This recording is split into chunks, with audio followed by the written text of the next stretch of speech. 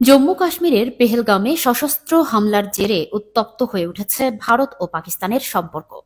দুই দেশ একে অপরের বিরুদ্ধে পাল্টাপাল্টি ব্যবস্থা নিয়েছে। ভারত পাকিস্তানের পাল্টাপাল্টি পদক্ষেপের মধ্যে সবচেয়ে গুরুত্বপূর্ণ হয়ে উঠেছে সিন্ধু নদের পানি বন্টন চুক্তি। এই চুক্তির আওতায় পাকিস্তান সিন্ধু নদের জলাধার ব্যবস্থার উপর অধিকতর নির্ভরশীল, কারণ দেশটির কৃষি ব্যবস্থার প্রায় ৯০% এই পানির উপর নির্ভর করে। বিশ্লেষকরা বলছেন, পাকিস্তান তার পানির ন্যায্য হিস্সা নিশ্চিত করতে পারমাণবিক অস্ত্র ব্যবহার করতেও দ্বিধা করবে না। ইতোমধ্যে ইসলামাবাদও স্পষ্ট করে বলেছে, চুক্তি অনুযায়ী পাকিস্তানের পানির প্রবাহ বন্ধ বা সরিয়ে দেওয়ার যে কোনো চেষ্টা যুদ্ধ ঘোষণার শামিল হবে এবং তার জবাব দেওয়া হবে সকল ধরনের প্রচলিত ও অপ্রচলিত উপায়ে। এখানে অপ্রচলিত শব্দ ব্যবহার করে মূলত পারমাণবিক অস্ত্র ব্যবহারের ইঙ্গিত দেওয়া হয়েছে বলে ধারণা করছেন বিশ্লেষকরা।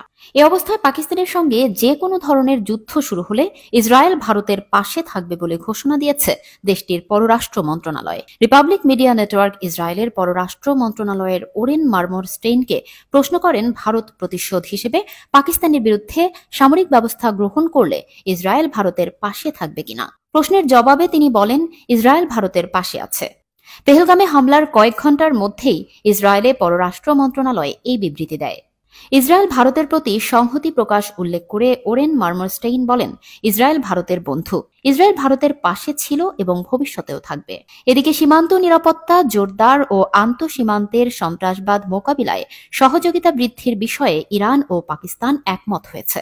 সর্বশেষ ইরানের পররাষ্ট্রমন্ত্রী সায়েদ আব্বাস আরাঘসি ইসলামাবাদ সফরের সময় দুই দেশের মধ্যে সীমান্ত নিরাপত্তা শক্তিশালীকরণ ও সন্ত্রাসী হামলা প্রতিরোধে উন্নত সমন্বয়ের প্রয়োজনীয়তার উপর গুরুত্ব আরোপ করেন।